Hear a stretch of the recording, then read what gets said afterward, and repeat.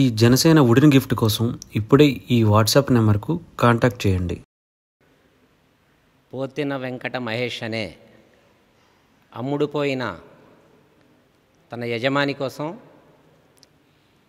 4 గోడల మధ్యలో గత వారం నుంచి వాళ్ళ స్క్రిప్ట్ చదువుతూ పవన్ కళ్యాణ్ గారిని ఇప్పటివరకు పవన్ కళ్యాణ్ గారి పార్టీలో ఎదిగి ఆయన ఆశీస్సులతో ఎదిగి ఇవాళ తల్లి పాలు తాగి ఆ తల్లి రొమ్మునే గుద్దేటువంటి స్థాయికి దిగజారిపోయిన పోతిన వెంకట మహేష్, నువ్వు బాగా గుర్తుపెట్టుకో.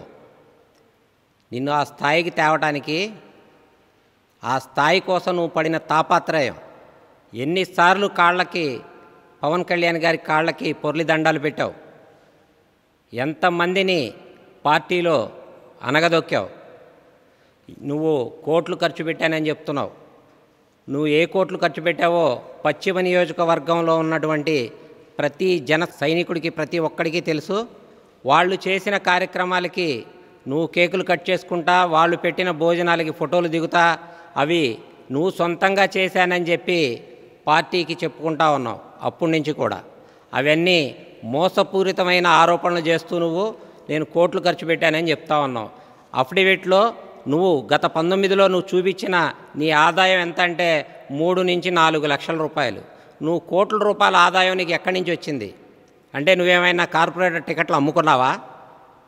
అలాగే గౌతమ్ రెడ్డి గారికి సంబంధించిన స్థలం వివాదంలో నువ్వు తలదూర్చి పాపం ఆ పేద బ్రాహ్మణుడు పవన్ కళ్యాణ్ గారికి ఆ వేదన చెప్పుకుంటానికి వస్తే కూడా అతన్ని బెదిరించి పంపించేసి గౌతమ్ రెడ్డి గారితో ఆ ఆస్తిలో ఆక్రమించిన స్థలం తాలూకా దాంట్లో వాటాలు పంచుకున్న పరిస్థితి. నువ్వు చేసినవి ఒక్కొక్కటి చెప్పుకుంటా పోతే కోకొల్లలు. ఎందుకంటే పశ్చిమ నియోజకవర్గంలో ఒక నాయకుడిగా ఎదగటానికి పవన్ కళ్యాణ్ గారు ఇచ్చిన ఆశయాన్ని నువ్వు అమ్ముకొని ఇవాళ పవన్ కళ్యాణ్ గారిని ఎదిరించే పరిస్థితికి ఎక్కువ అని చెప్పి నేను ఖండిస్తూ ఉన్నాను. అలాగే విజయవాడ నగరంలో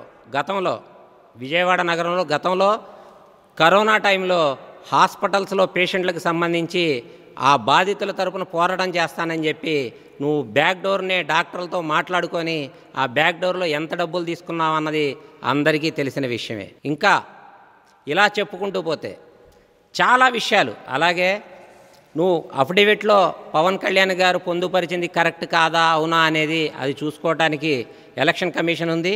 ఎలక్షన్ కమిషన్ ద్వారా వాళ్ళు ఏదైనా ఉంటే దానికి సమాధానం చెప్తారు. నువ్వు దానికి అడగడానికి నీకు ఎటువంటి హక్కు ఉంది? నీకు ఏ ఆధారాలు ఉన్నాయి?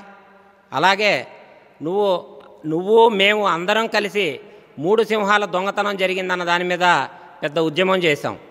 ఆ ఉద్యమంలో మరి ఆ రోజు వెల్లంపల్లి శ్రీనివాస్ ఇంటి ముట్టడికి వెళ్ళాం మనం. మరి ఆ 3 సింహాలు ఇప్పుడు ఏమైనాయో నీకు వాళ్ళ పంచన చేరా, వాళ్ళ ఇంట్లో దూరావు కదా, నీకేమన్నా తెలిసిందా? దాంట్లో ఏమైనా వాటా దక్కిందా మీకు? ఆ 3 సింహాల తాలూకా మాకైతే ఆ అనుమానాలు పూర్తిగా ఉన్నాయి. నీకు వాళ్ళు కొనుక్కున్నందుకు మొరగాలనుకుంటే వాళ్ళ ఇంటి దొడ్లో నువ్వు మొరగాలి తప్ప, కార్యకర్తలందరూ ఇప్పుడు ఎలక్షన్లో చాలా బిజీగా ఉన్నారు, నువ్వు వాళ్ళని డిస్టర్బ్ చేయాలనే ఉద్దేశంతోనే నువ్వు పనికిమాలిన పనులన్నీ చెప్తా ఉన్నావు. నీకు పశ్చిమ నియోజకవర్గంలో నీ పక్కనున్న వైసీపీ కార్యకర్తలు కానీ అక్కడున్న కార్పొరేటర్లు కానీ ఎవరు నిన్ను బయటికి రానియకపోతే నువ్వు ఆ 4 గోళ్ల మధ్యలో ఉండే మాట్లాడుతూ ఉన్నావు. ఒక్కళ్ళతో అయినా నువ్వు వాళ్ళతో కూర్చొని ధైర్యంగా ఒక కార్పొరేటర్తో అయినా సరే, నీ స్థానికంగా నువ్వు ఉన్న కార్పొరేటర్తో అయినా కూర్చొని ప్రెస్ మీట్ పెట్టగలిగే దమ్ము ధైర్యం నీకుందా? అక్కడ ఉన్న కార్పొరేటర్లు ఎవరైనా నిన్ను రాణిస్తున్నారా? అంటే నువ్వు ఏ స్థాయికి దిగజారిపోయావు? ఎక్కడికి దిగజారిపోయావు? ఏం మాట్లాడుతున్నావు? ఇంకో జెండా పట్టుకుంటే కొబ్బరి బొండాల కత్తితో చేయి నరికేమని చెప్పావు. మరి ఇప్పుడు ఏ కత్తితో నరికించుకుంటావు? నువ్వు ఒళ్ళు దగ్గర పెట్టుకొని మాట్లాడాలి. పోతిన మహేష్, ఇప్పటివరకే మా పార్టీలో మాతో పాటు కలిసి పనిచేసావనే కొద్దిగా గౌరవం ఉంది. ఆ గౌరవం మొత్తాన్ని తుంగలో తొక్కి జన సైనికులు నీకు 13వ తారీఖు తర్వాత కనబడిద్ది ఏంటనేది. నిన్ను ఆ వైసీపీ పార్టీలో నువ్వు చేరిన పార్టీలో ఏదైతే ఉందో నిన్ను ఒక డస్ట్బిన్లో చెత్తబుట్టలో పడేసే పరిస్థితి, టిష్యూ పేపర్ అయిపోతావు నువ్వు 13వ తారీఖు తర్వాత. పోతిన మహేష్ అంటే పశ్చిమ నియోజకవర్గంలో కాదు, నీ వీధిలో కూడా ఎవరికి తెలియని పరిస్థితికి వెళ్ళిపోతావు. ఏం చెప్తా ఉన్నావు? అసలు ఒక్కటంటే ఒక్కటి ఒక్కటంటే ఒక్కటి నిజాలు మాట్లాడు. చెప్పిందే చెప్పి తిరగేసి చెప్పి అటు తిప్పి చెప్పి ఇటు తిప్పి చెప్పి అయ్యే చెప్తా ఉన్నావు తప్ప పార్టీ ప్రణాళిక ఏంటి? నువ్వు ఆ పార్టీలోకి వెళ్ళావు, పశ్చిమ నియోజకవర్గకి ఆ పార్టీ తరఫున ఏం చేయదలుచుకున్నావు అది చెప్పు.